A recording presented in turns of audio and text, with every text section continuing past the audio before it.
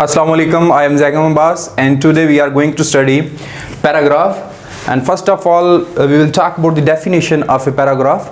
Its definition is: a paragraph is a group of sentences with unity of purpose. So there are two elements in a paragraph.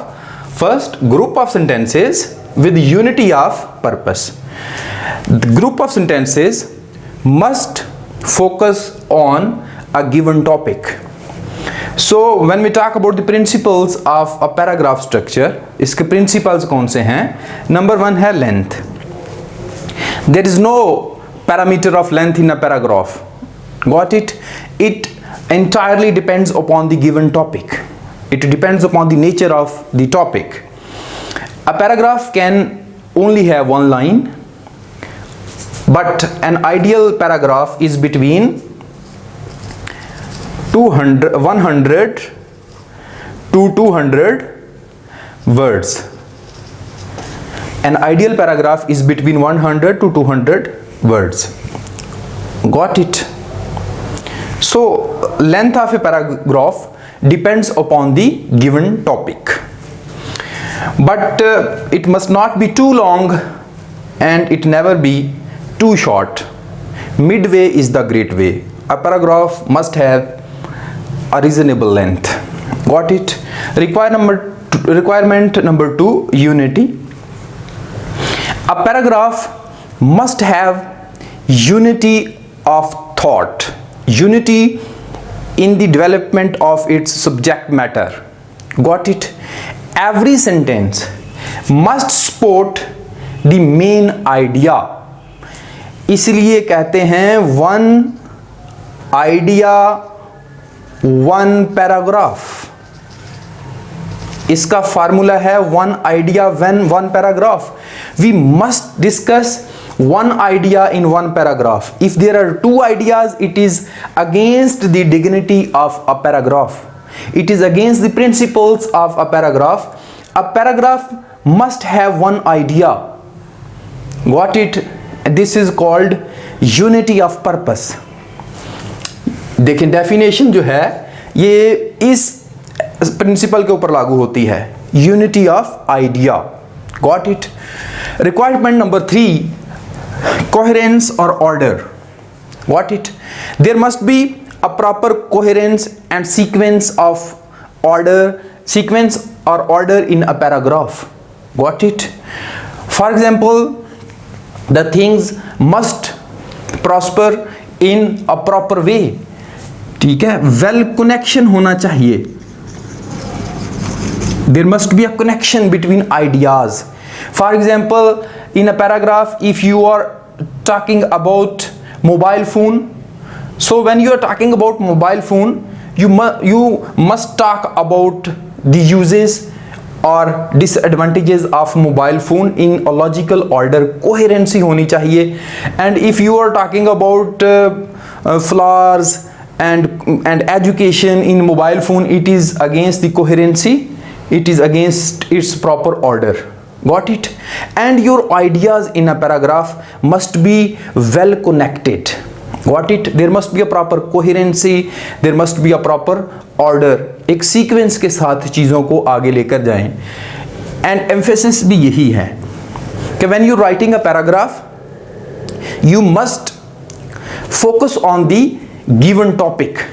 Your all sentences must emphasize on the given topic. For example, if you are writing on a book, your sentences must tell us about the definition of a book, about the importance of a book, and about the types of different books. What it? This is called emphasis. जोर देना. Your sentences must convince the audience. इसको convincing sentences भी कहते हैं. ठीक है? आपने उसको persuade करना है, convince करना है. Number 5, the topical sentence. Got it? Your paragraph must have a topic sentence. Topic sentence means a sentence that is telling us about the topic of our subject matter. हमारा subject क्या है, got it. And this topical sentence is usually written in the beginning of a paragraph, beginning में लिखा जाता है, ठीक है। अब मैं at the end of this मैं एक पैराग्राफ शेयर करूंगा, उसमें ये तमाम एलिमेंट्स होंगे, ठीक है। नंबर 6 पे final sentence in conclusion. There are 2 ways to write the final sentence in a paragraph. Number 1 पे है कि आपने रीस्टेट करना है टॉपिक को, टॉपिक सेंटेंस को रीस्टेट कर दें या समराइज कर दें अपने तमाम आइडियाज को फाइनल पैराग्राफ में, गॉट इट। इसको समराइज कर दें या जो आपका टॉपिक सेंटेंस है उसको रीस्टेट कर दें, got it. And principle number 7 is all about style, use of linking words. Linking words are very important in a paragraph. Linking words use करें। For example if you are going to add something, अगर कोई चीज add करनी है, ठीक है, add करनी है तो आप कहेंगे फर्दर मोर, व्हाट इट। अगर कोई आपने एक ऑर्डर में सीक्वेंस में चीजें बतानी हैं तो क्या कहेंगे, first, secondly and finally, what it. And these words are very important to make your style effective, got it। linking words में अगर आपने contrast develop करना है तो लिखेंगे on the other hand, whereas, ठीक है। और अगर आप comparison कर रहे हैं 2 different चीज़ों का तो लिखेंगे similarly, likewise, got it। और एक क्लाइमैक्स है जी, क्लाइमैक्स भी आपके स्टाइल का हिस्सा है। स्टाइल में लिंकिंग वर्ड्स हैं और क्लाइमैक्स है, ठीक है। क्लाइमैक्स में आ जाएगा जी कि ascending order, things must develop from lower to higher level, ठीक है। For example if you are describing the biography of a great poet, so you must start from his childhood, what it, और climax को उसकी youth और आगे लेकर जाएं। And there must be a variety in sentences, sentences में variety होनी चाहिए। You must use direct and indirect sentences, active voice and passive voices, short and long sentences, ठीक है। इसमें वैरायटी होनी चाहिए। और स्टाइल में और कौन से आते हैं, फिगर्स ऑफ स्पीच आते हैं, ठीक है। आप सिमिलीज यूज करें, ठीक है, like a tiger he jumped, या मेटाफर्स भी यूज कर सकते हैं, ही वॉज अ टाइगर, ठीक है। तो ये बहुत इंपॉर्टेंट हैं और इसमें वो भी आएगी, पर्सोनिफिकेशन भी आएगी। और जो and there are few things that must be avoided in a paragraph, उसको मैंने वार्निंग के साथ लिखा है। नंबर 1 पे है नॉट मोर देन 1 टॉपिक। एक पैराग्राफ में 2 टॉपिक सेंटेंसेस कभी भी नहीं होने चाहिए। And avoid using irrelevances, all those elements, all those examples, all those sentences which are irrelevant to your topic, those sentences must be avoided. So I hope you people have understood the principles of a paragraph, and now I am going to write a paragraph and I will use all the principles in that paragraph. So let us move towards the paragraph. So now we are going to discuss an example of a paragraph, and we will find out how all the elements of a paragraph have been discussed in this example. So our topic is mercy, means forgiveness. Got it? So first we will talk about the topic sentence.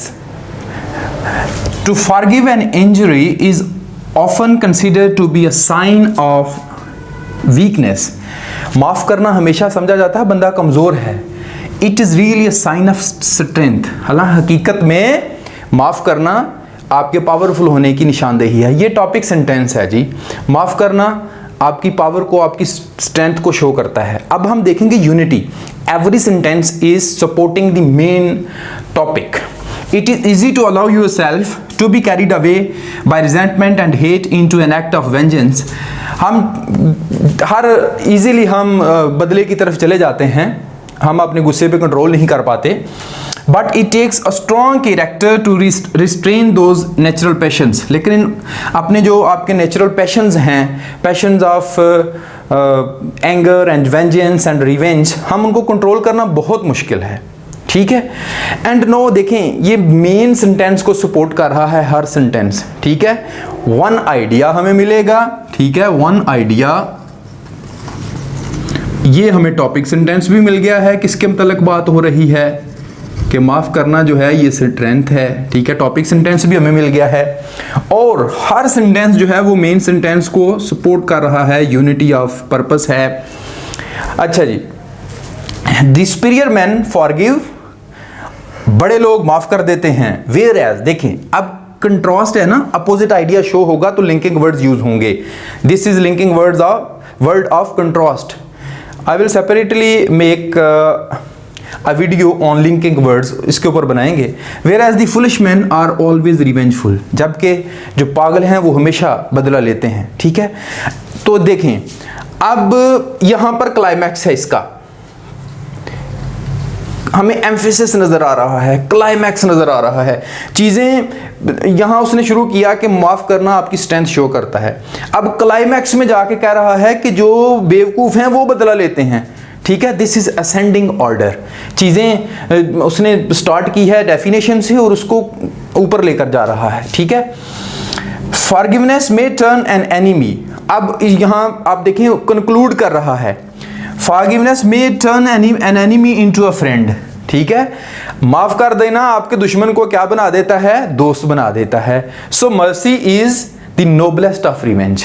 अब उसने इसको summarise किया है। ठीक है, सारी statement को मैंने आपको कहा था कंक्लूजन जो फाइनल सेंटेंस है, फाइनल सेंटेंस है उसमें क्या करना है, या तो इसको रीस्टेट करना है, टॉपिक सेंटेंस को दोबारा रीफ्रेज करके लिख दें, या इसको कंक्लूड कर दें सारी सिचुएशन को। उसने समराइज कर दिया है, तो so mercy is the noblest of revenge. Noblest of revenge है ना, आपका एनिमी आपका दोस्त बन गया है। ठीक है, तो आपने तमाम पैराग्राफ को समराइज कर दिया है इन वन सेंटेंस। ठीक है, या इसको आपको इसमें इसको रीस्टेट कर सकते थे, hence proved that mercy is a great strength. Got it? So I hope you people have understood. यहाँ पर कोई भी irrelevant sentence या irrelevant example नहीं है। And if you have any question regarding the principles of a paragraph and the definition of a paragraph and the example of a paragraph, you are most welcome in the comment section. Thank you so much. Thank you for watching.